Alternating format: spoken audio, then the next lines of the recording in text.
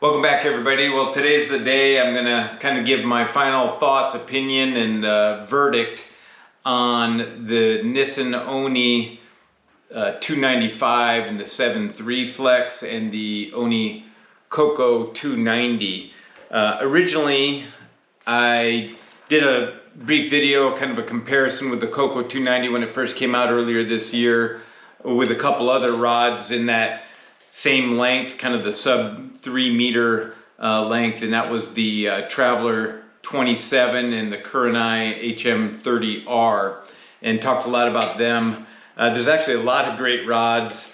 I kind of have a fetish for under 3 meter rods, and right now I have quite a few others. I have the Hakubai, I have the Tanuki 275, which is a great rod. I also have some zoom rods and pocket rods. So the Darth Quattro from Wasatch Tenkara. I've got the Anglo & Company Kawasa, as well as the Tenru 32TA. So I was kind of looking initially to do a 3 meter rod comparison. Then I also thought, well, maybe I could do a sub 1 ounce rod comparison, since that's what the Coco 290 is in that category. So a lot of different ways to look at these rods. But initially, when the two new Nissin rods came out, the 295 and the 345, the immediate question was, well, how does the 345 compare to, let's say, the Itoshiro or the Type 3? And then when the 295, well, Oni puts out his own Coco 290, so how did those rods compare? Well, Tom Davis did a comparison already of the 345, and he made reference to the Itoshiro, and I'll put a link to that in the description if you want to hear about that as well. But over the last few weeks, I've done a lot more fishing with the 295 and the Coco 290, and just kind of refreshed my memory how wonderful the 290 was. And I was very excited with the 295, I have to say. I've had the 450, was the original Nissin Oni rod that I had, and then I bought the 395, and then when these two rods came out, the 295 and 345, I knew I had to have them. They're just very, very, very good rods. So that leads me to the job at hand, these two rods. First of all, I'll talk about the Coco 290. Tom Davis did a video on this rod, and he caught much bigger fish on it than I did. I think my largest fish might have been in that pushing 13 inches, but he had some very nice looking brown trout that were in that 14, 15 inch range, and he handled them just fine. And that's the thing that most surprised me about both of these two rods, was the Coco 290. I didn't expect it to be that capable. I did expect the 295 to be that capable, just because it's in the same family as the Oni rods. This one is very surprising for a sub 1 ounce rod in that 0.95 ounces. It has such a small, petite, if you will, feel to it, that it can handle fish that large, and that was very, very surprising to me. Even when I caught them this time, it's when you're fishing with it, you're thinking it's a small, delicate rod, maybe more in the line of the Kurenai 30, which does have more backbone just because it's so highly tip flexed. So the penny ratings of rods that are highly tip flexed, like the Coco 290 or the Kurenai 30, that's very misleading when you look at the rod flex index or the penny rating, just because they bend so much in the tip, but they've got a lot more backbone than you would expect.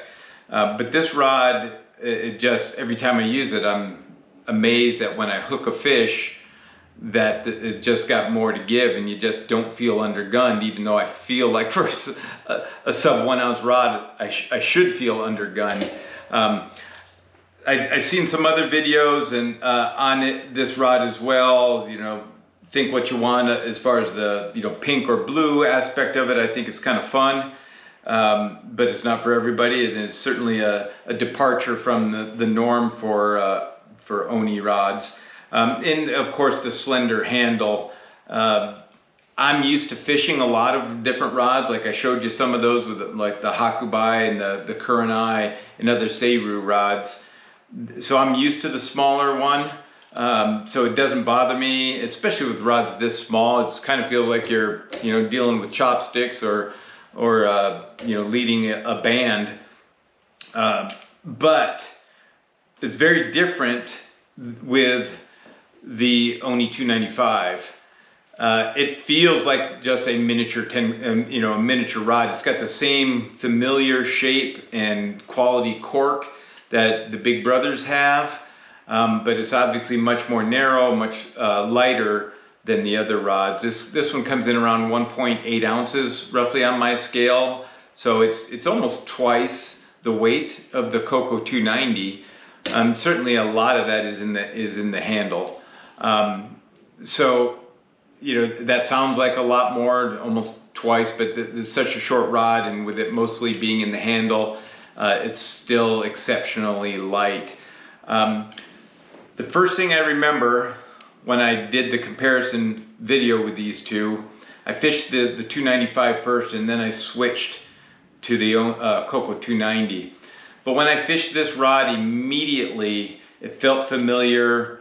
The rod flex is right in my wheelhouse of what I like. It took me no time at all to be able to cast, fly first, exactly where I wanted to.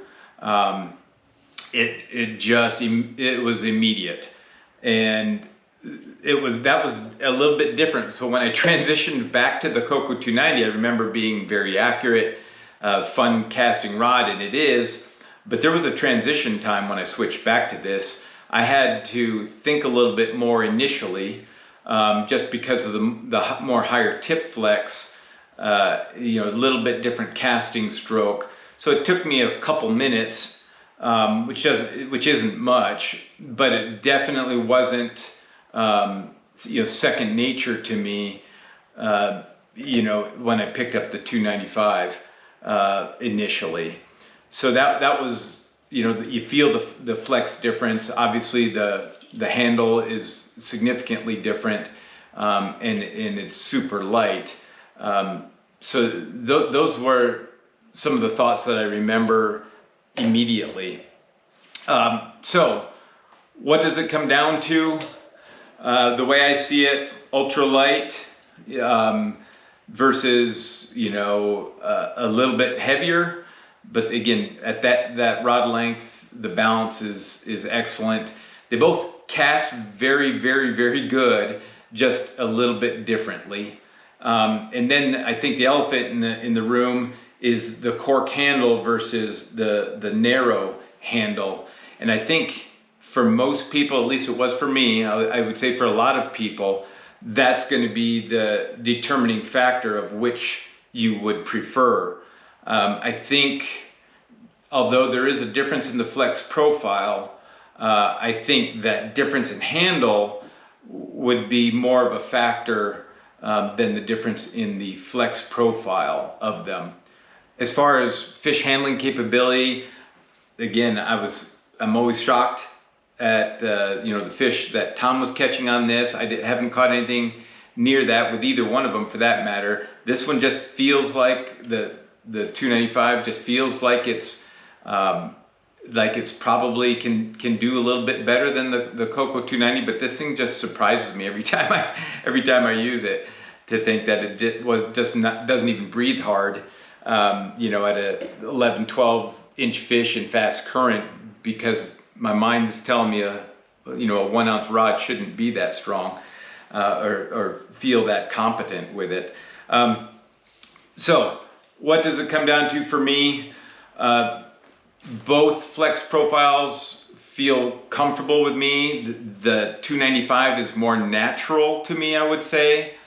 And for me, the deciding factor, I guess, of which one I prefer, has to do with the handle. The cork, handle just feels familiar, feels comfortable. It just feels better in your hand, despite all the rods that I have that don't have grips. I don't hold that against them, but all else being similar, I'll prefer the cork handle. So that's what I think it would come down to for folks is, you know, does the color turn you off for one thing, you know, the pink or the blue with the Coco 290. They're both very light rods, but just the Coco 290 is insanely light. The flex profiles, like I said, just a little bit different, a little more tip flex with the Coco 290. But for me, and I might be biased because I fish the Oni rods so much, but when I pick this up, because of the grip and the shape of the rod, the flex profile of the rod, it just feels like a baby 395 to me, and that just feels so familiar and so comfortable. And from the time I picked it up, it was exactly where I put it. Now I've seen other videos as well. There's a lot of good rods in those those 3 meter ranges. I showed you some already, and you know, taking the, let's say, the Hakubai and the Kurenai out of the picture, because those are more micro focused.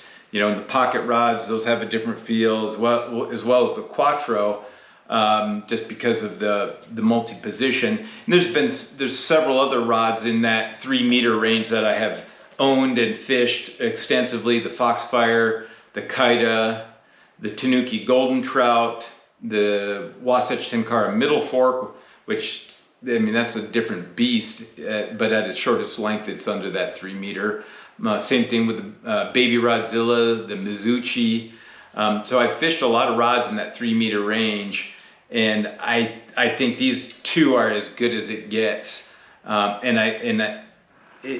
said before, you know, all else being equal, I'll pick a fixed position rod over most zoom rods, just because the lightness, the feel of them to me, I